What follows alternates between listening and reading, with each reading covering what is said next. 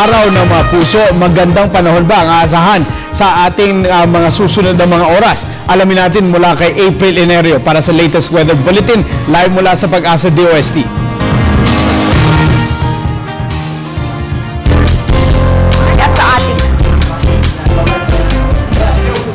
Happy Valentine's, Atty. Mark, at sa ating mga kasamahan dyan sa PTV News Center. Sa ating balita, nakikisama ang panahon ngayong araw ng mga puso. Paano naman kaya ang lagay ng panahon bukas? Ayon sa public weather forecast na inilabas ng Pag-asa ngayong hapon, patuloy na umiiral ang northeast monsoon o hanging amihan na nakakapekto sa may eastern section ng Luzon at Visayas. Kaya generally, ang silangang bahagi ng bansa ang makakaranas ng mga pag-ulan ngayon hanggang bukas. Tulad dito sa Cagayan Valley at mga probinsya ng Aurora at Quezon, makakaranas kayo ng mahihinang pag-ulan. Sa Bicol Region, Eastern Visayas, Caraga at Davao ay makakaranas naman ng mahihina hanggang katamtamang pag-ulan o pagkidlat, pagkulog. Habang dito sa Metro Manila at natitirang bahagi ng bansa ay makakaranas pa rin ng magandang panahon. Asahan ang partly cloudy skies with isolated rain showers or thunderstorms.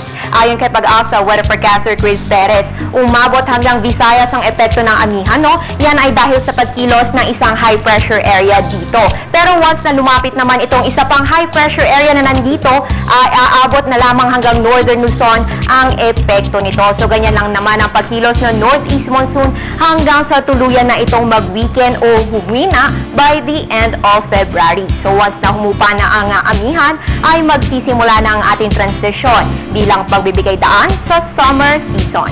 Sa iba pang balita, muling naglabas ng babala ang Pag-asa para sa ating mga kababayang mangingisda. Nasa ilalim pa rin kasi ng gale warning ang eastern seaboards na northern at central Luzon. Sa mga baybayin niya ng Isabela, eastern coast ng Cagayan at Aurora, kasama rin ang eastern seaboards ng southern Luzon at Visayas.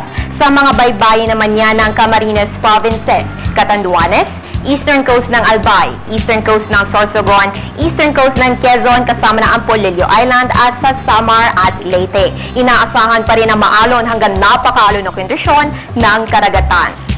Ngayon naman po, nais ko sanang magpasalamat sa mga Valentine's gift na binigay ng PTV Unit 3 kanina bago pumunta dyan sa Happy Valentine's Day po kina Sir Ferdy Catbagan, June Valiente, Tolitz Maglonso, Kuya Ed Leyva at Kuya Benny Tercipona. Happy Valentine's Day again kaya Ralph, Atty. Mark at Miss Cassie. Yan na po ang pinakauling balita mula dito sa Pag-asa para sa Telebisyon ng Bayan, April Enerio.